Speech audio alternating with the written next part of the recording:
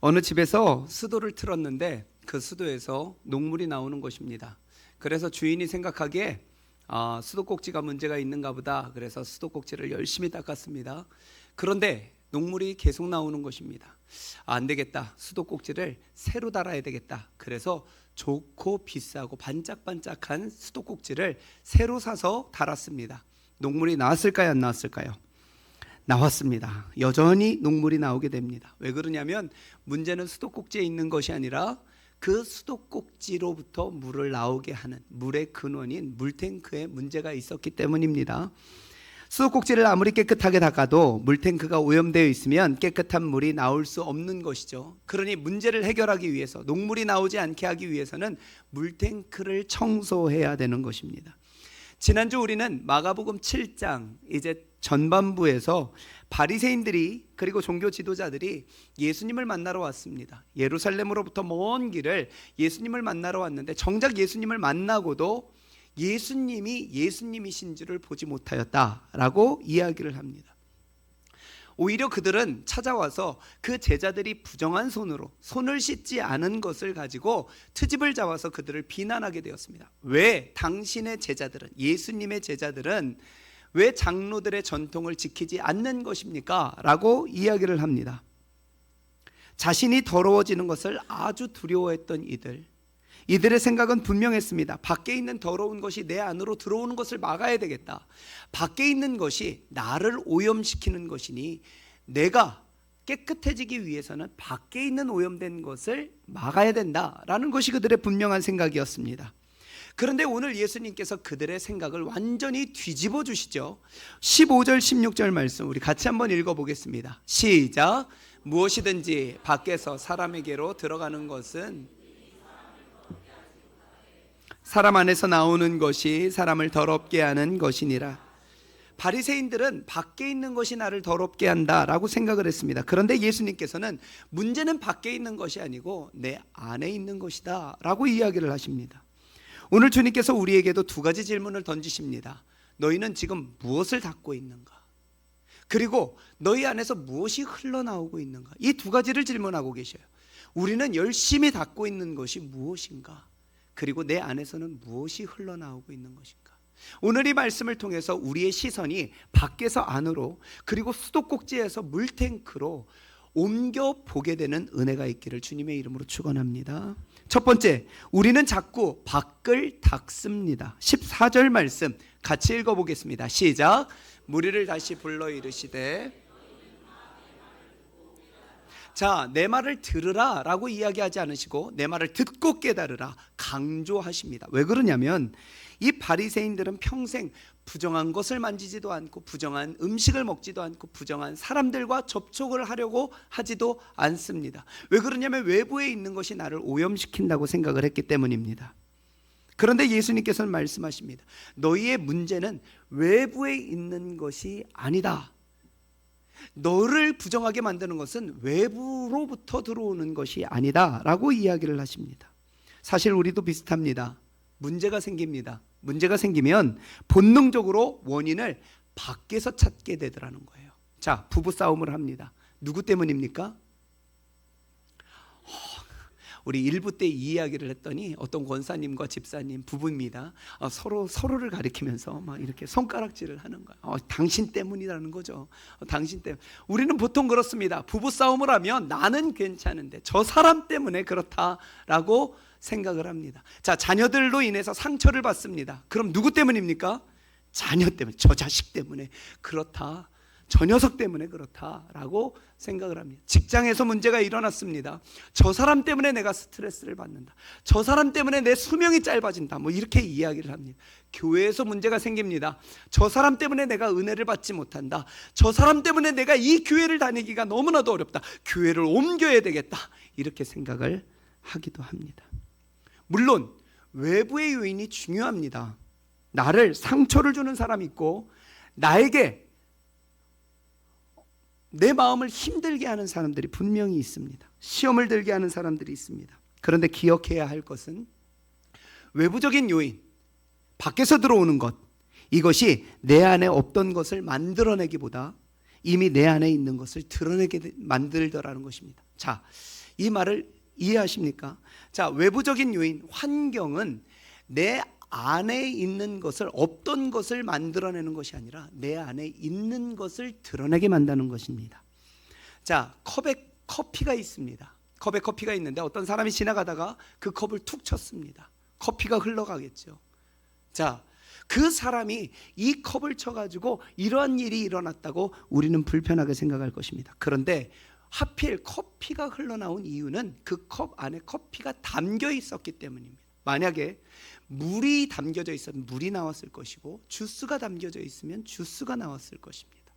외부적 요인이 가해져서 뭔가 충격이 일어났기 때문에 나오는 것이지만 사실 내 안에 있는 것이 나오는 것이라는 것입니다. 우리도 그렇습니다. 누군가 나를 건드립니다.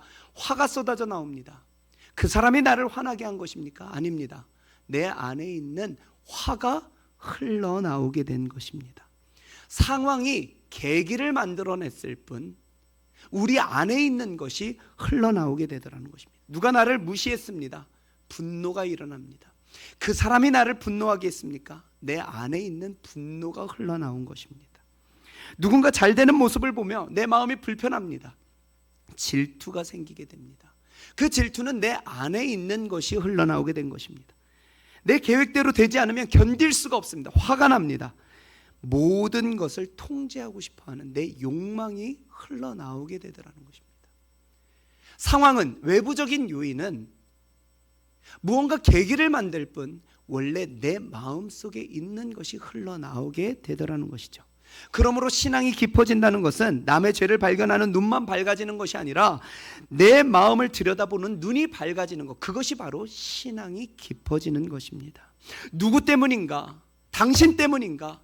이것이 원인이 무엇인가를 밝혀내려고 하기보다 내 안에 지금 무엇이 나오고 있는가를 볼 수 있는 것, 그것이 바로 신앙이 깊어지는 증거이고 특징입니다. 제자들도 예수님의 말씀을 이해하지 못했습니다. 17절을 보니까 집에 들어간 후에 제자들이 예수님께 그 뜻을 묻게 됩니다. 예수님, 도대체 지금 이야기하신 것이 무슨 의미입니까? 우리는 다 이해했는데. 제자들은 이해를 하지를 못했던 것 같아요. 그래서 예수님이 다시 이야기를 하십니다. 18절 19절 말씀입니다. 시작. 예수님께서 이르시되 너희도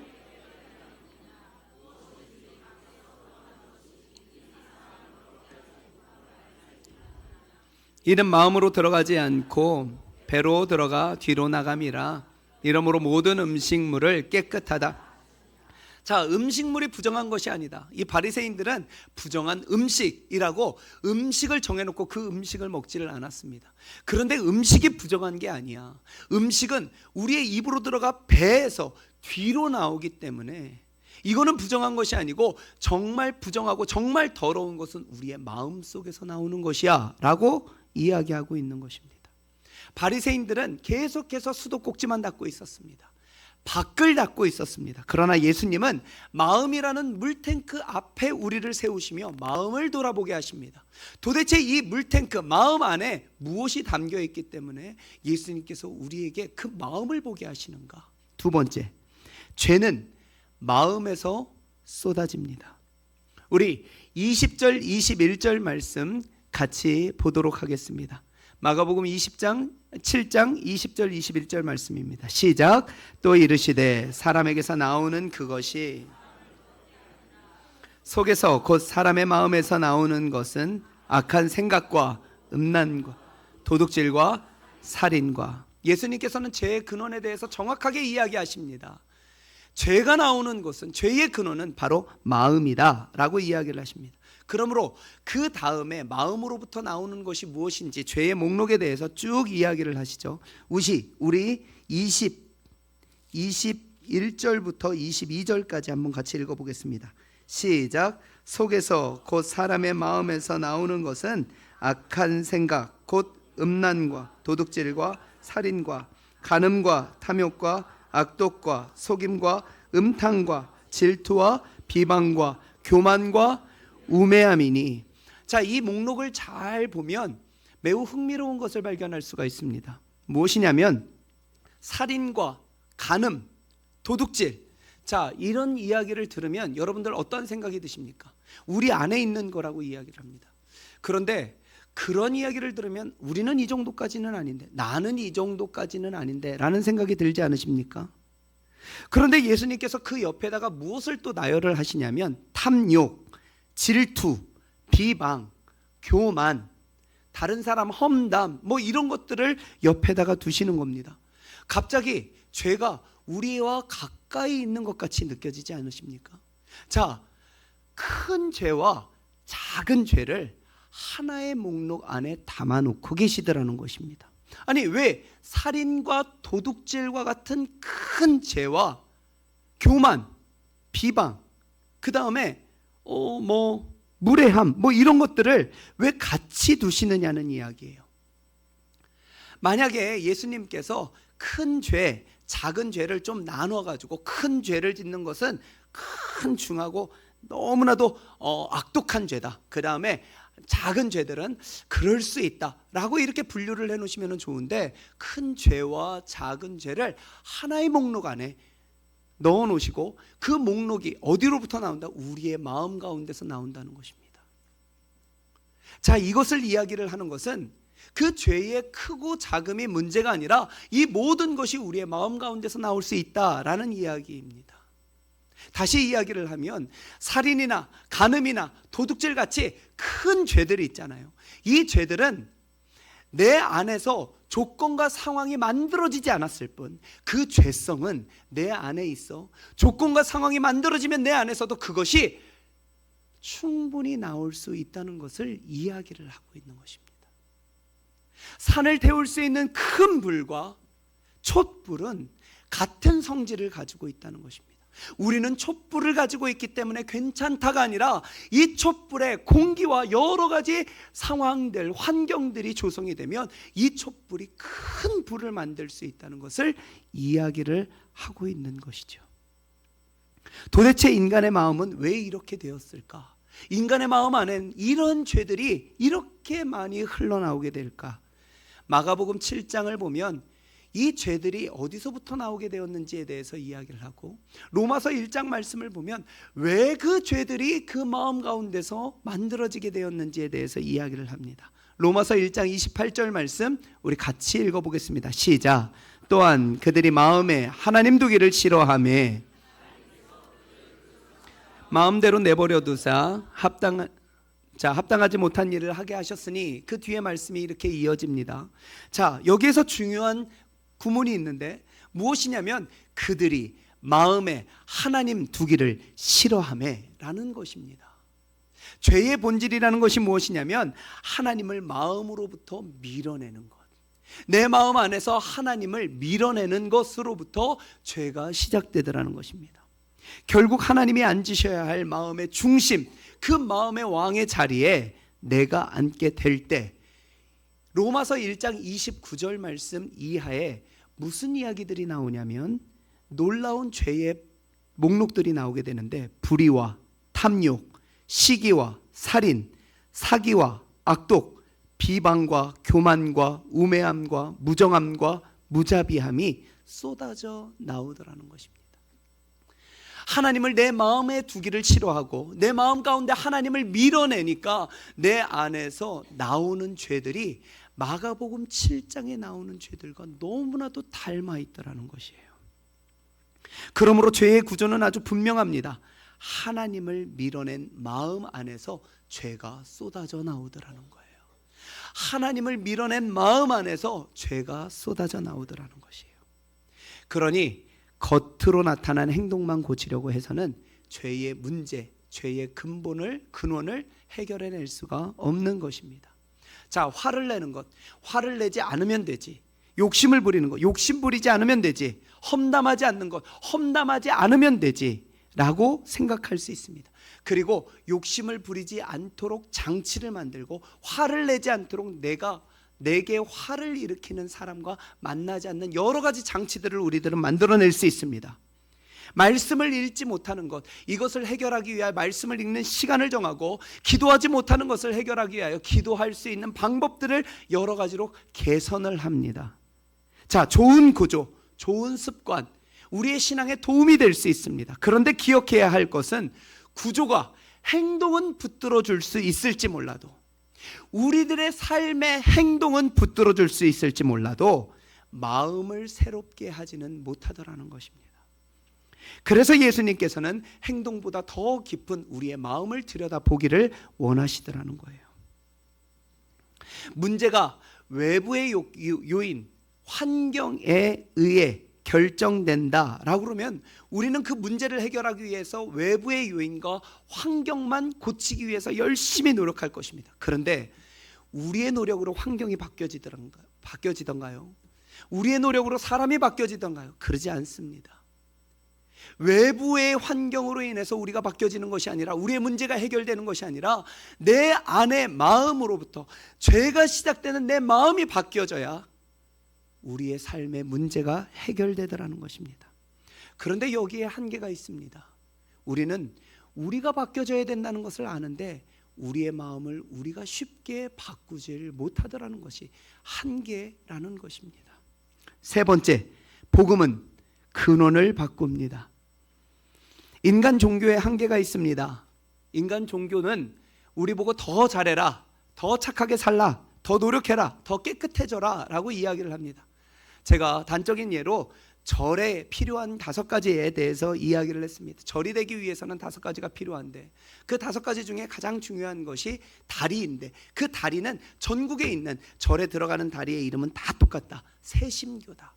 새심교, 씻을 새, 마음심, 너희의 마음을 씻고 이 다리를 건너오라 라고 이야기를 합니다.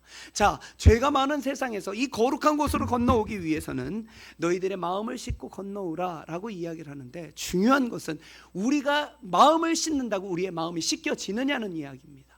복음은 그렇게 이야기하지 않습니다. 너희에게는 새 마음이 필요하다. 너희가 너희의 마음을 씻을 수 없으니 너희에게는 새 마음이 필요하다라고 이야기를 합니다. 밧세바 사건, 밧세바를 범한 사건으로 인하여 자신의 마음이 얼마나 타락했는지를 깨닫게 된 다윗이 이렇게 고백을 합니다.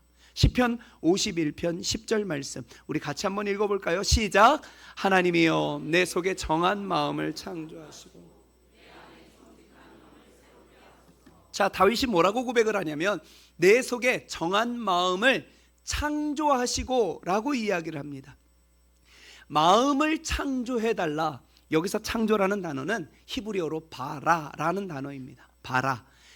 바라라는 단어는 없는 것을, 무에서 유를 만들어내는 하나님의 창조입니다. 창세기 1장 1절 말씀을 보니까 하나님께서 태초에 천지를 창조하셨다 할 때 그 창조가 바로 바라라는 단어입니다. 이 바라는 하나님의 창조예요. 없는 것에서 있는 것을만, 새로운 것을 창조해내는 것입니다. 다윗이 뭐라고 고백을 합니까? 하나님, 내 마음이 타락했습니다. 내 마음이 처절하게 꺾여져 있습니다. 무너졌습니다. 그런데 내가 조금 수선해서 이 마음을 세울 수가 없습니다. 하나님, 이 마음은 하나님께서 새롭게 창조해 주셔야 됩니다. 새 마음을 주셔야 됩니다. 그것이 바로 내가 살 길입니다 라고 이야기를 하며 하나님의 창조를 간절히 간구하더라는 것입니다. 그런데 그러한 다윗의 요구에 하나님께서 에스겔 선지자에게 이렇게 응답을 하십니다. 에스겔 36장 26절 말씀입니다. 함께 읽겠습니다. 시작. 또 새 영을 너희 속에 두고 너희에게 주되 너희 육신에 제하고 부드러운 마음을, 자, 굳은 마음을 제거하고 부드러운 마음, 다시 말해서 새 마음을 너희들에게 주겠다라고 이야기를 하시는 거예요. 자, 너희는 아무리 씻어도 너희의 마음을 새롭게 할 수가 없어. 너희의 죄가 쏟아져 나오는 너희의 마음을 너희는 새롭게 할 수가 없어. 그런데 그 새 마음을 내가 줄게 라고 하나님께서 말씀하고 계신 거예요. 이게 바로 복음입니다. 우리는 할 수 없습니다. 우리의 능력으로는 할 수 없는 이 일을 하나님께서 우리에게 선물로 주시는 것, 그것이 바로 복음이다라는 거예요. 기독교는 조금 나쁜 사람이 조금 좋아지는 사람으로, 조금 착한 사람으로 변하여지는 종교가 아닙니다. 복음은 근원을 바꾸시는 하나님의 능력이 되더라는 거예요. 우리의 삶에 내 힘으로 되어지지 않는 것을 바꾸어내시는 하나님의 놀라운 은혜가 되더라는 것입니다. 하나님을 밀어냈던 마음으로부터 하나님을 사랑하는 마음으로 바꿔주시는 것, 하나님이 없어도 된다고 생각했던 사람들이 하나님이 없으면 안 됩니다, 하나님이 꼭 필요합니다 라고 고백하게 만드는 이 새 마음을 주시는 것이 바로 기독교의 진리더라는 것입니다. 예수님께서 이 땅에 오신 이유가 무엇입니까?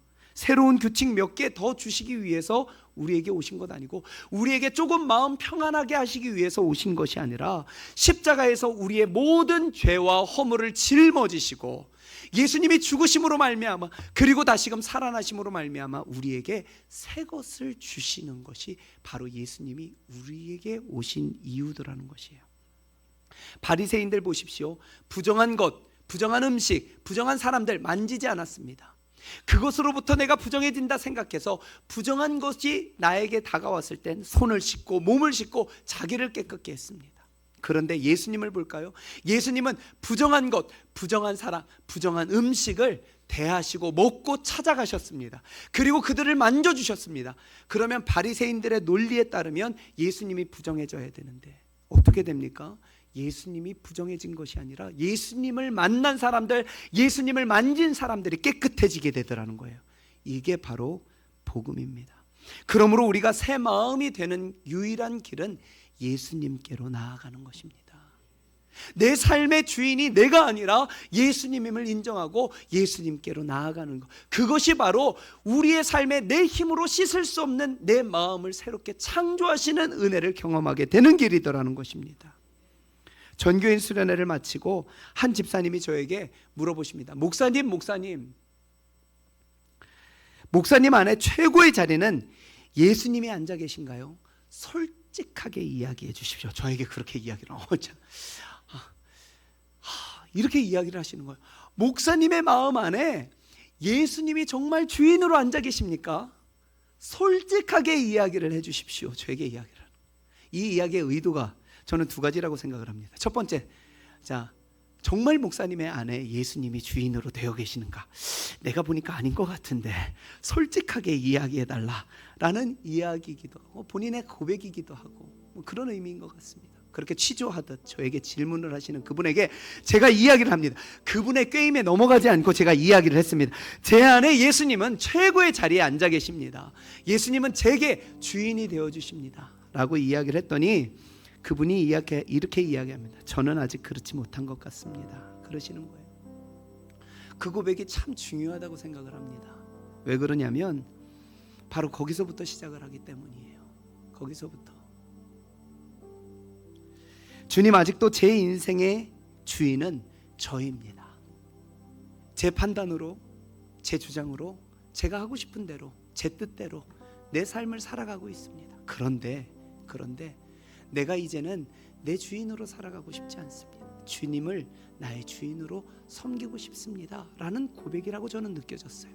왜 그러냐면 사실 그렇게 살아가지 못한 그 현상에 대해서만 이야기를 했다면, 그렇게만 생각을 했다면 그분은 저에게 그 이야기를 꺼내지 않았을 것입니다.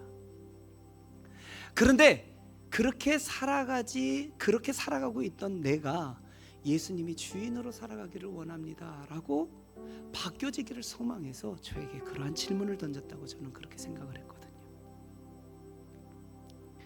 우리는 우리의 마음의 물탱크를 고쳐서 주님께 드리는 사람들이 아닙니다.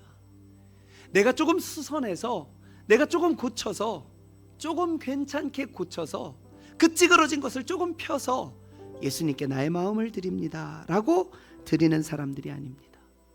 하나님으로부터 시작되는 굳은 마음을 제거하시고 부드러운 마음을 주시는 새 마음을 창조하심으로 말미암아 우리가 새로워지는 사람들이 바로 우리들하는 것이에요. 에스겔 36장 27절 말씀 한 번 더 볼까요? 우리 같이 읽어보겠습니다. 시작. 또 내 영을 너희 속에 두어 너희로 내 율례를 행하게 하리니 너희가 내 귀를. 자, 26절과 27절 두 절에 계속해서 반복되는 구문이 있는데 그것이 무엇이냐면 내 영을 너희 속에 두겠다라는 이야기입니다. 내 영을 너희 속에 두겠다. 내가 너희의 마음을 새 마음으로 만들어주면, 창조하면, 그러면 내 영을, 성령을 너희 안에 두어 성령으로 하여금 살아가게 하겠다. 자, 우리 안에 성령의 충만함이 이루어지면 우리 안에서 흘러나오는 것은 무엇이 되겠습니까? 갈라디아서 5장 말씀을 보니까 성령의 9가지 열매들하는 거예요. 그 9가지 열매 우리 너무나도 잘 알고 있지 않습니까? 한번 외워보겠습니다. 사랑과 희락과 화평과 오래 참음과 자비와 양선과 온유와 충성과 절제, 이 9가지가 우리 안에서 흘러나올 수밖에 없다라는 것입니다. 마가복음 7장의 죄의 목록과 얼마나 대조적입니까? 내 안에서 죄의 목록이 흘러나오는 것이 아니라 성령의 열매가 흘러나온다면 우리의 삶에 얼마나 은혜가 있겠습니까? 사랑하는 성도 여러분, 우리는 자꾸 밖을 봅니다. 저 사람 때문에 화가 났습니다. 환경 때문에 문제가 일어났습니다. 저 사람 때문에 내 마음이 무너졌습니다. 그런데 예수님께서는 밖을 닦기 전에 너희 안을 보라 라고 이야기를 하십니다. 이번 한 주 동안 누군가 여러분들을 건드릴 것입니다. 툭툭 칠 것입니다. 일이 뜻대로 되어지지 않을 것입니다. 억울한 일을 당할 수도 있고 때로는 누군가 나보다 잘 되는 것을 보게 될 수도 있습니다. 그런데 그때 중요한 것은 스스로 내 안에서 흘러나오는 것이 무엇인가를 보는 거예요. 내 안에서 화가 흘러나옵니까? 분노가 흘러나옵니까? 질투가 흘러나옵니까? 아니면 내 안에서 사랑이 흘러나옵니까? 위로가 나옵니까? 희락이 나옵니까? 오늘 말씀 앞에 다른 사람을 떠올리지 마십시오. 우리 말씀을 들을 때 다른 사람을 떠올리지 맙시다. 이 말씀은 이 사람이 들어야 됩니다. 내 옆에 있는 사람이 들어야 됩니다. 오늘 나오지 못한 내 남편이 들어야 되는데 아깝습니다. 이렇게 이야기해서는 안 됩니다. 그거는요, 계속해서 밖을 닫고 있는 거예요. 내 안을 보지 못하고 밖을 닫고 있는 것입니다. 오늘 예수님께서는 이 말씀을 통하여 우리가 하나님 앞에 나를 돌아보기를 원하십니다. 그리고 주님 앞에 마음의 물탱크를 열어 보기를 원하세요. 주님, 내 안이 원래 이렇습니다. 내 안에 선한 것이 없습니다. 죄의 목록이 쏟아져 나옵니다. 그런데 나는 사람과 환경만 탓했습니다. 이제 제 마음의 근원을 주님께 내어드리오니 새 마음으로 창조하여 주시옵소서. 정한 마음을 창조하여 주시옵소서. 새 영을 내 안에 부어 주시옵소서. 예수님은 우리의 근원을 새롭게 하러 오셨습니다. 십자가의 보혈로 말미암아 우리를 씻으셨고 성령으로 말미암아 새 마음을 내 안에 창조하여 주십니다. 하나님으로 말미암아 내 안에 주인으로 다스리게 하십니다. 예수님께로 가까이 나아갑시다. 그때 누군가 우리를 툭 건드렸을 때 우리에게는 죄의 목록이 아니라 성령의 열매가 흘러나오게 될 줄 믿습니다. 근원을 바꾸시고 문제를 바꾸시고 내 삶의 모든 근본적인 문제를 해결하시는 예수 그리스도로 인하여 성령의 열매를 맺어가시는 저와 여러분들이 되시길 주님의 이름으로 축원합니다.